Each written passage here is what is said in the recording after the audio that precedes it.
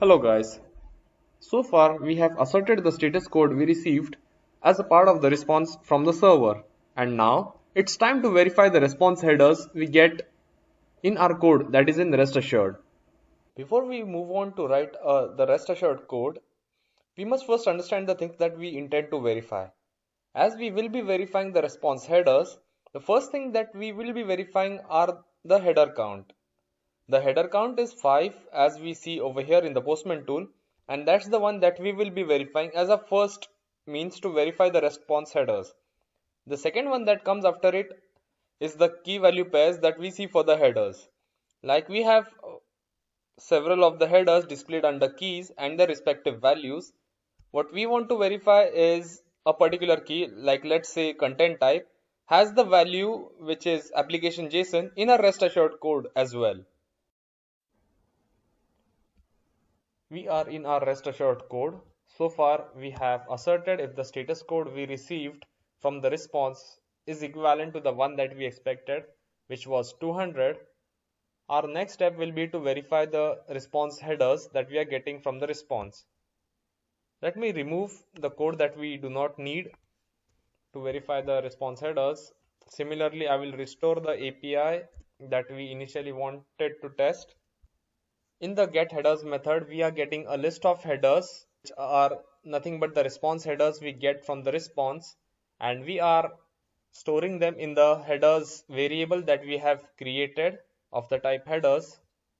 Our next step will be to verify the count of the headers, and then we will be verifying if one particular header is the one that we are expecting.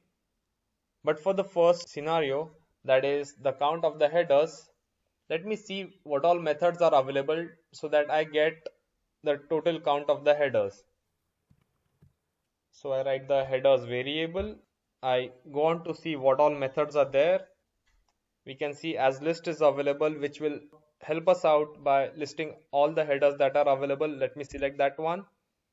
And as we know, since this is a type list, we will have a size method which will give us the total number of elements that are present in that particular list, and the return type of this size is an integer, which is good in our case because it will totally give us the number of headers that are present.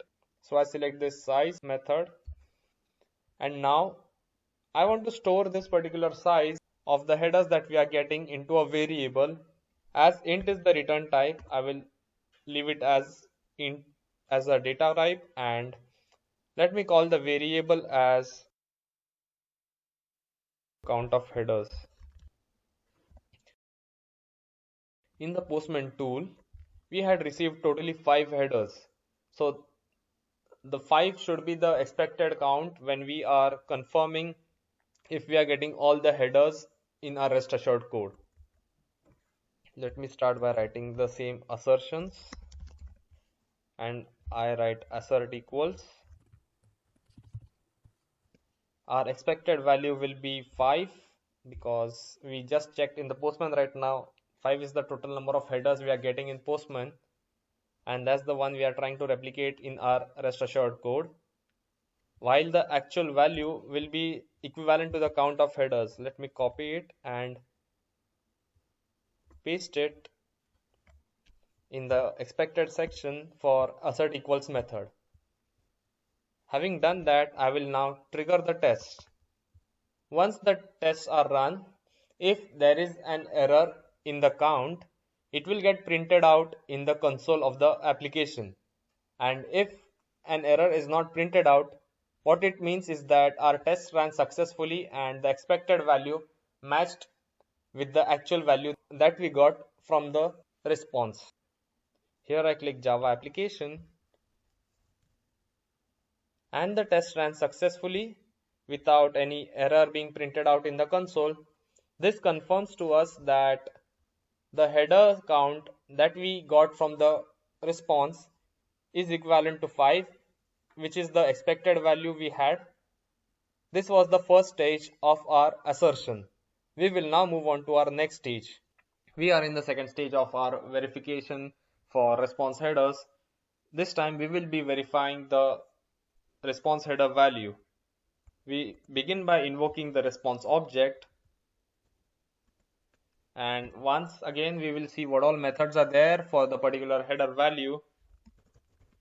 And as you can see, the first method that gets populated, getHeader, what it does is that it accepts a string parameter and it returns the header value which is associated with the string parameter that we pass. And if that particular header name is not found in the list of headers that it gets from the response, it returns a null. So for now we select that particular method, and it requires me to pass a string parameter. Now in a Postman we have received total 5 headers. Let's move back to Postman. And among these 5 headers, the content type is an important one because it helps us to identify how a particular response from the server has to be interpreted. So I select the content type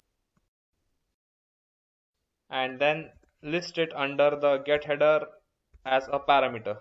Having done that, I see that the getHeader method has a return type string and it returns the header value.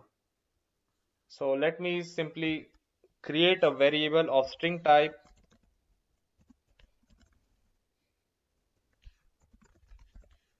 and assign it to the getHeader with the content type.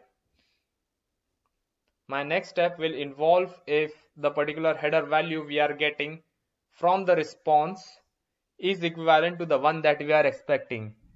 In our expected value, the value that we will be writing will be the value we are getting in the Postman, that is application JSON charset UTF-8.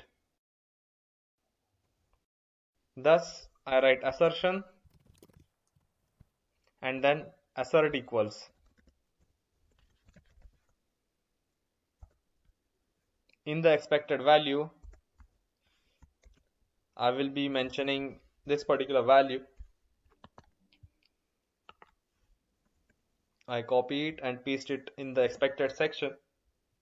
And in the actual section, we are expecting the header value we are getting from the response. So I will copy this and paste it in the actual section. Having done that, now I will run the test as a Java application, and if everything is alright, no error message will be displayed in the console of the application, and if there is an error, likewise will be pasted in the console of the application logs. So I click on run as Java application. So the tests have passed and now no error has been printed in the console of the application. This signifies that the header value which was received from the response for content type is equal to application JSON charset UTF-8. This whole thing basically signifies that the headers have been verified in the terms of the fact that the header count matches for the assertion code we wrote. Also, the assertion matches for a particular header value that we had selected.